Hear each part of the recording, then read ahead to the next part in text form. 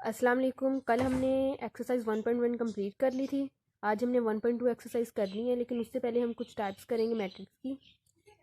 इसकी first type है row matrix.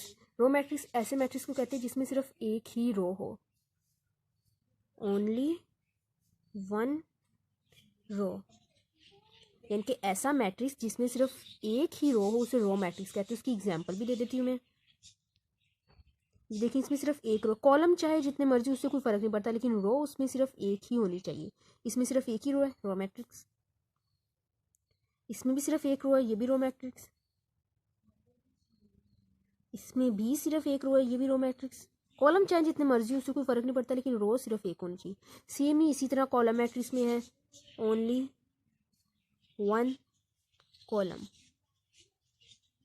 उस रो मैट्रिक्स में सिर्फ एक रो होनी चाहिए और कॉलम मैट्रिक्स में सिर्फ एक कॉलम होना चाहिए। ये देखिए, सिर्फ एक कॉलम है तो ये कॉलम मैट्रिक्स हो गया। इसमें भी सिर्फ एक कॉलम है, ये भी कॉलम मैट्रिक्स हो गया। इसमें भी सिर्फ एक कॉलम है, ये भी कॉलम मैट्रिक्स हो गया। ठीक है, आ गया था रेक्टेंगुलर मैट्रिक्स। रेक्टेंगुलर मैट्रिक्स जो होता है, इसमें नंबर ऑफ रोज और नंबर ऑफ कॉलम्स जो है वो इक्वल नहीं होनी चाहिए। ठीक है, मतलब यानी कि जितनी कॉलम की तादाद और रो की तादाद जो वो इक्वल नहीं ना हो, उसे रेक्टेंगुलर मैट्रिक्स कहते हैं। नंबर ऑफ कॉलम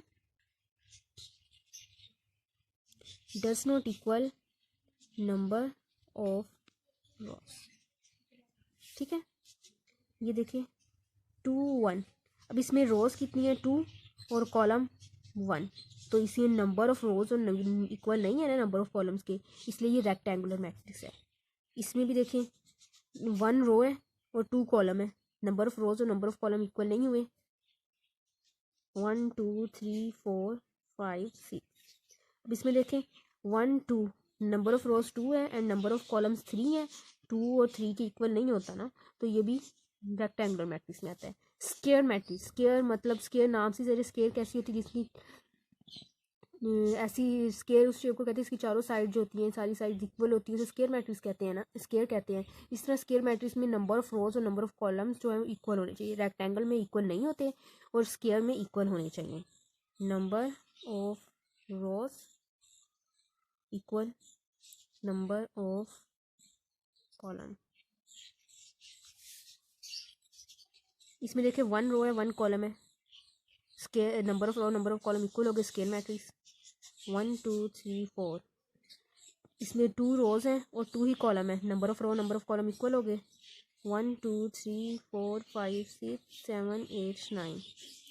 1 2 3 रोज है, 1 2 3 कॉलम है, नंबर ऑफ रोज और नंबर ऑफ कॉलम इक्वल हो गए, ये भी स्क्वायर मैट्रिक्स में आ गया। आगे नल और जीरो मैट्रिक्स। नाम से ही पता चल रहा है जीरो। जीरो मतलब ऐसा जिसकी तमाम जो एंट्रीज होती हैं वो जीरो हो। और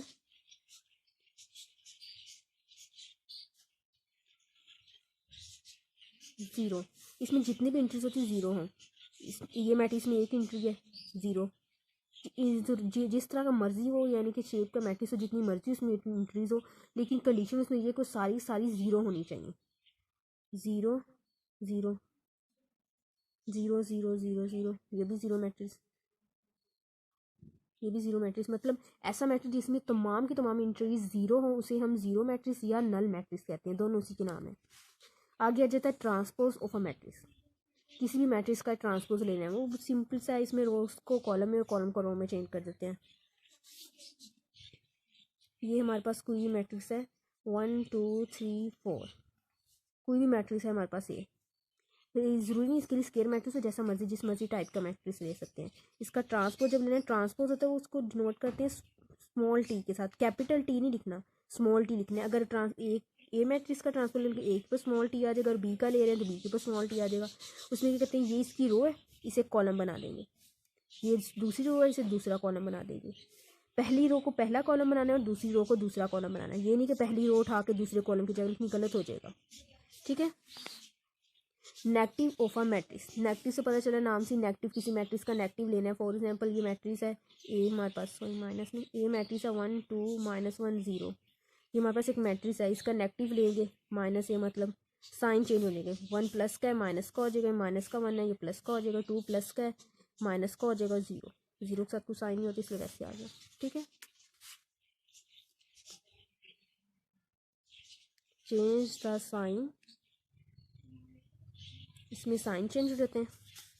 सिमेट्रिक मैट्रिक्स, सिमेट्रिक मैट्रिक्स ऐसे मैट्रिक्स कहते हैं जिसका ट्रांसपोज ले तो वही मैट्रिक्स आ जाए। मतलब ये मैट्रिक्स है, इसका हम ट्रांसपोज लें तो वो भी एक ही इक्वल है। हम एक एग्जांपल दिखाती हूँ मैं आप लोगों को। 1 2 2 1 ये एक मैट्रिक्स है, इसका ट्रांसपोज ले रहे हैं हम। इस रो को, पहली रो को पहला कॉलम बना दिया, दूसरी रो को दूसरा कॉलम बना दिया। अब ये देखें सेम है, ए ट्रांसपोज एक ही इक्वल आ गया, तो ये सिमेट्रिक मैट्रिक्स हो गया।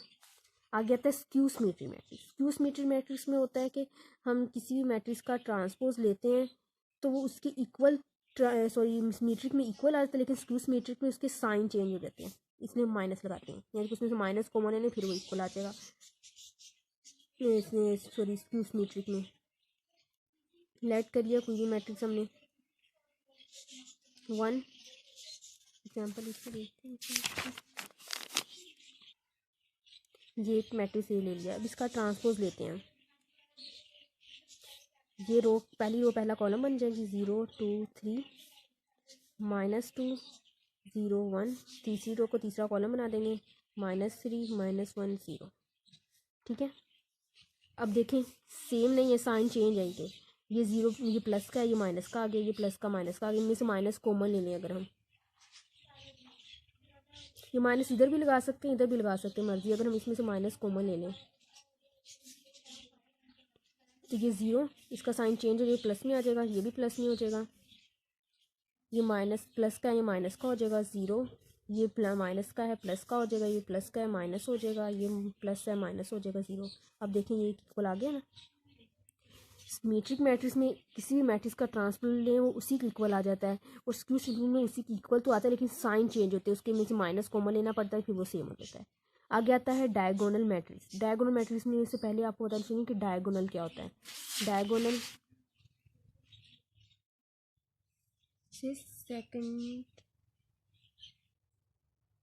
सेकेंडरी डायगोनल कहते हैं। ठीक है, जिस तरह कोई भी रेक्टेंगल है, ये चीज़ जो इसकी होते हैं ये डायगोनल्स होते हैं ना, उसी तरह ये जो होती है ये भी डायगोनल्स होते हैं। ये वाला प्राइमरी डायगोनल हो जाता है और ये वाला सेकेंडरी डायगोनल होता है। ठीक है, डायगोनल मैट्रिक्स, डायगोनल मैट्रिक्स ऐसा मैट्रिक्स होता है जिसमें जो प्राइमरी डायगोनल होता है उसमें उसकी जो एंट्रीज होती हैं उसमें कम से कम एक ऐसी एंट्री होनी चाहिए जो ज़ीरो ना हो। बाकी सारी ज़ीरो हो भी सकती है, नहीं भी हो सकती है, वो उस पर कंडीशन ये सिर्फ एक एंट्री उसकी जो है वो ज़ीरो नहीं होनी चाहिए, एट लीस्ट 1 एंट्री। ठीक है, जिस तरह ये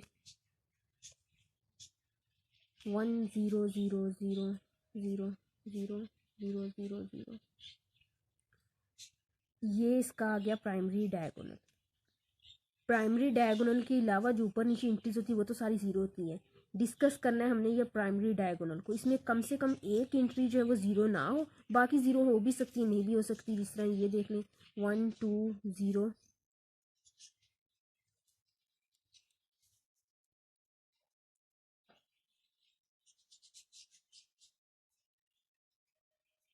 देखें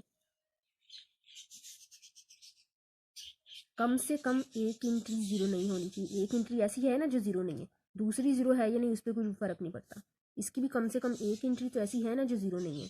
तो ये भी डायगोनल मैट्रिक्स हो गया, ये भी डायगोनल मैट्रिक्स हो गया, ये भी डायगोनल मैट्रिक्स हो गया। ठीक है, जहाँ डायगोनल का वर्ड आ जाएगा वहाँ डायगोनल के अलावा ऊपर नीचे की बाकी एंट्रीज जो है वो ज़ीरो हो, और डायगोनल में कम से कम एक एंट्री ऐसी होनी चाहिए जो ज़ीरो ना हो,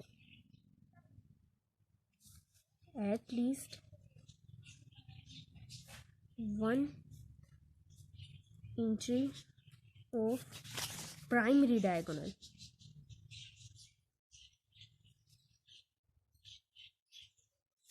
is नॉन ज़ीरो, मतलब ज़ीरो ना हो।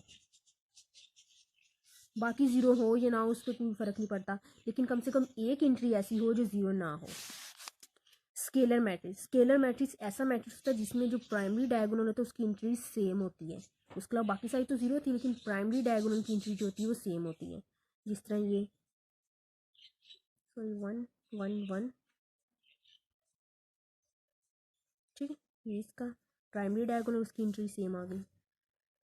के 0 0 0 के 0 0 0 के, प्राइमरी डायगोनल जो है इसकी एंट्री जो है वो सेम आ गई, तो ये स्केलर मैट्रिक्स बन गया। ऑल entries of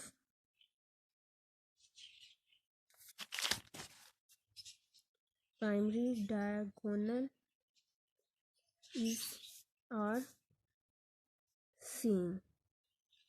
यहाँ पे जो प्राइमरी डायगोनल की एंट्रीज होती हैं वो सेम होनी चाहिए, बाकी सारी जीरो, लेकिन प्राइमरी डायगोनल की जो एंट्रीज है वो सेम होनी चाहिए। आइडेंटिटी मैट्रिक्स, आइडेंटिटी नाम से पता चला जिसमें आइडेंटिटी हो, आइडेंटिटी मतलब वन। आइडेंटिटी मैट्रिक्स भी कहते हैं उसे, यूनिट मैट्रिक्स भी कहते हैं, ठीक है।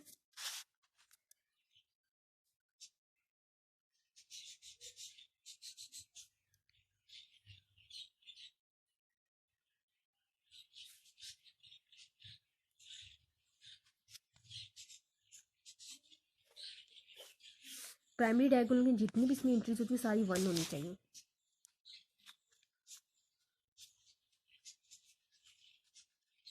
ये इसका प्राइमरी डायगोनल, इसमें 1 1 है, यूनिट मैट्रिक्स हो गया या आइडेंटिटी मैट्रिक्स हो गया। इसका प्राइमरी डायगोनल ये 1 1 आ गया, इसका है ये तो यही प्राइमरी डायगोनल होगा तो 1 आ गया, इसे ही हम यूनिट मैट्रिक्स कहेंगे, ठीक है। यहाँ पे एक नोट दिया हुआ है, the scalar matrix and diagonal matrix are diagonal, sorry scalar matrix and identity matrix are diagonal matrix. वो कहते हैं जो स्केलर मैट्रिक्स और आइडेंटिटी मैट्रिक्स होते हैं उसे डायगोनल मैट्रिक्स भी कह सकते हैं। ये देखिए स्केलर मैट्रिक्स क्या है, उसमें एंट्री सेम है। आइडेंटिटी मैट्रिक्स में क्या है, एंट्रीज 1 1 है। और स्केलर में डायगोनल मैट्रिक्स में क्या है, कम से कम एक एंट्री जो है वो जीरो ना हो। ये देखिए इसमें भी कम से कम एक एंट्री है जो जीरो नहीं है, इसमें भी कम से कम एक एंट्री है डायगोनल की जीरो नहीं है। इसलिए कहते हैं जो स्केलर मैट्रिक्स और आइडेंटिटी मैट्रिक्स होते हैं उसे हम डायगोनल मैट्रिक्स कह सकते हैं, लेकिन डायगोनल मैट्रिक्स को स्केलर और आइडेंटिटी भी कह सकते हैं। ये देखें इसमें सिर्फ 1 है, इसीलिए आइडेंटिटी मैट्रिक्स भी नहीं है और स्केलर मैट्रिक्स भी नहीं है। डायगोनल मैट्रिक्स को स्केलर और आइडेंटिटी नहीं कह सकते, लेकिन आइडेंटिटी और स्केलर मैट्रिक्स को डायगोनल मैट्रिक्स कह सकते हैं। ये चीज़ इधर लिखी है, the scalar matrix and identity matrix are diagonal matrix, every diagonal matrix is not a scalar और आइडेंटिटी।